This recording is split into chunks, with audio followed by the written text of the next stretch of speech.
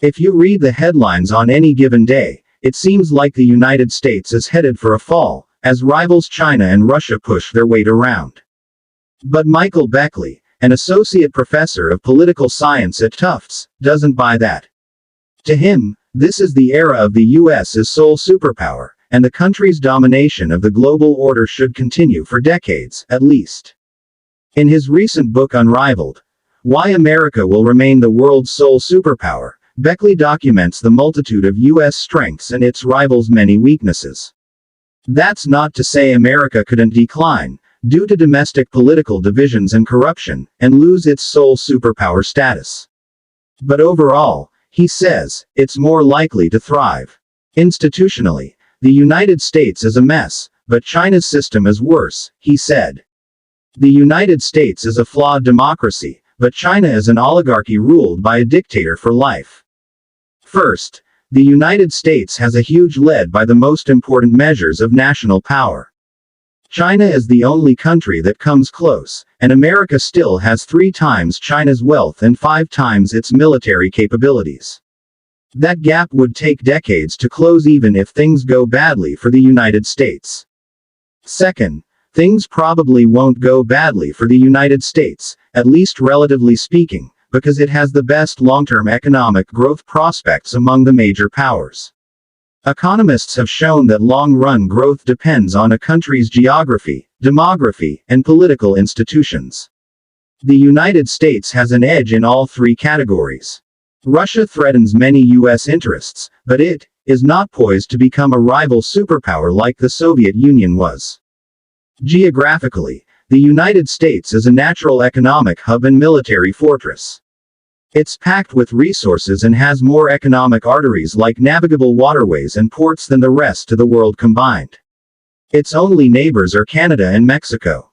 China, by contrast, has burned through its resources and is surrounded by 19 countries, many of which are hostile or unstable, and 10 of which still claim parts of China's territory as their own. Demographically, America is the only nation that is simultaneously big, young, and highly educated. The U.S. workforce is the 3rd largest, 2nd youngest, most educated in years of schooling, and most productive among the major powers, and it is the only major workforce that will grow throughout this century. China, by contrast, will lose 200 million workers over the next 30 years and add 300 million senior citizens. Chinese workers produce 6 times less wealth per hour than American workers on average. More than 2/3 of China's workers lack a high school education, and 1/3 of Chinese young people entering the workforce have an IQ below 90, largely a result of malnutrition, poor care, and pollution. Institutionally, the United States is a mess, but China's system is worse. The United States is a flawed democracy, but China is an oligarchy ruled by a dictator for life. Special interests drag down U.S. growth and fuel corruption and inequality, but the Chinese Communist Party systematically sacrifices economic efficiency and promotes corruption and inequality to maintain political control. Russia threatens many U.S. interests.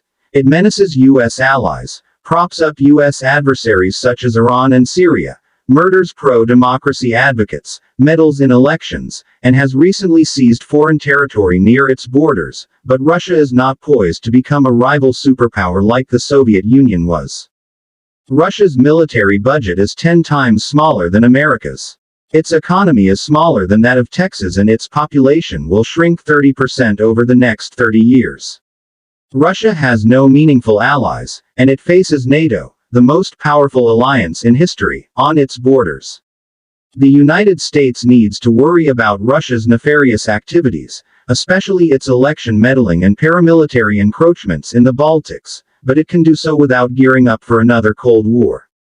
Russia and China will never form a genuine alliance. They share a 2,600-mile border, compete for influence across Eurasia, and sell arms to each other's adversaries.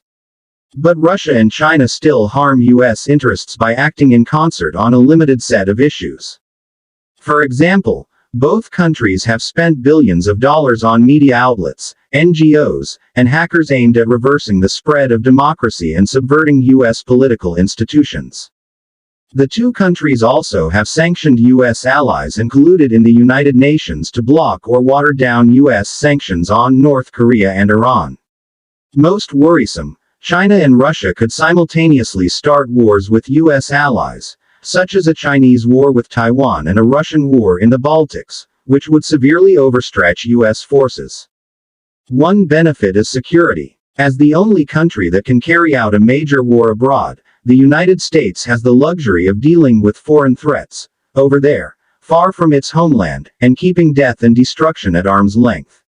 It is impossible to overstate how lucky Americans are that none of the major battles in any of the wars of the past 150 years were fought in their cities and towns.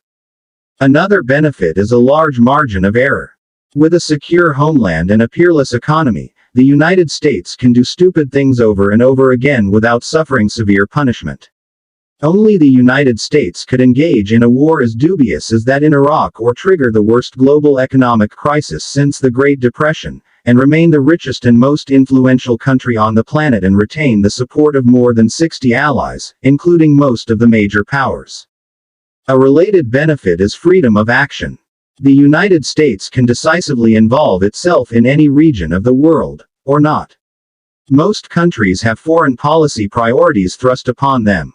They are too weak to settle issues in their own neighborhoods and have to spend most of their time doing damage control around their borders.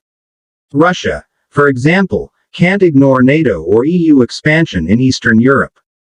Similarly, China can't ignore unrest in Hong Kong, separatism in Taiwan, North Korea's nuclear weapons, or any of the 10 countries that currently claim Chinese territory. As a superpower, the United States has much more leeway to choose where, how, and on what issues it wants to involve itself. Freedom of action also applies to U.S. citizens. Americans often take for granted that they can travel and do business in many parts of the world using English and dollars, and that many international trade and investment rules, and parts of the legal systems of some countries, are based on, if not directly copied from, U.S. law. The U.S. government has many strings it can pull to protect U.S. citizens and their property abroad, too. These privileges all stem from the fact that the United States shapes international customs and institutions. Finally, the United States gets economic kickbacks from being a superpower.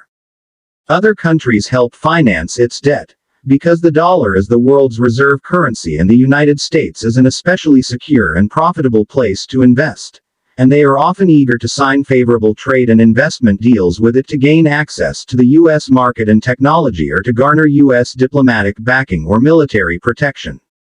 Perhaps most important, the dominant position the United States holds in the world economy attracts young smart people from all over the world, and the resulting influx of immigrants continually rejuvenates the U.S. workforce.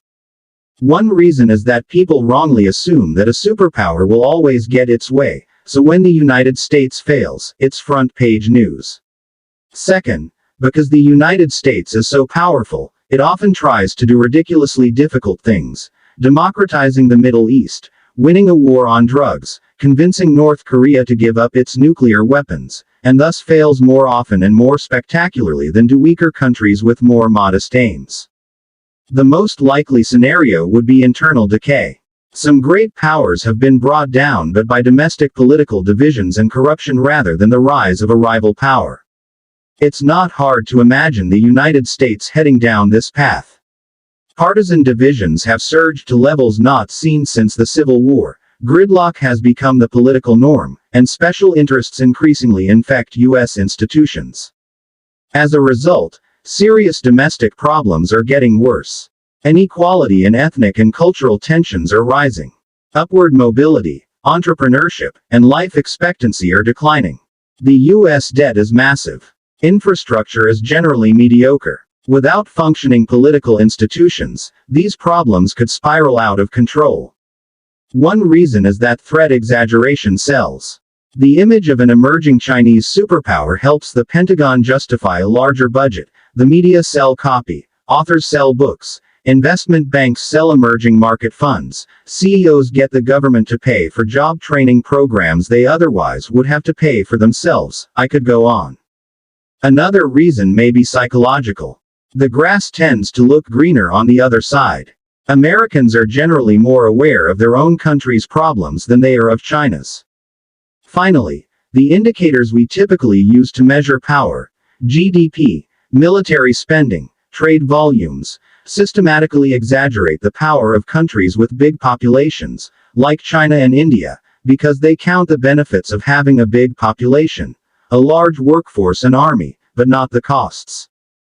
China may have the world's biggest economy and military force, but it also leads the world in debt, resource consumption, pollution, useless infrastructure and wasted industrial capacity, scientific fraud, internal security spending, border disputes, and populations of sick and elderly. These kinds of liabilities aren't counted in the big headline indicators. This era is unique. The United States is much more powerful than past lead states. With 5% of the world's population, the United States accounts for 25% of global wealth, 35% of world innovation, and 40% of global military spending.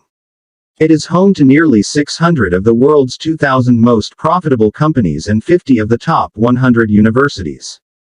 It has 68 formal allies, and it is the only country that can fight major wars beyond its home region, with 587 bases scattered across 42 countries. Yale historian Paul Kennedy conducted a famous study comparing great powers over the past 500 years and concluded, "Nothing has ever existed like this disparity of power, nothing." The United States is, quite simply, the greatest superpower ever.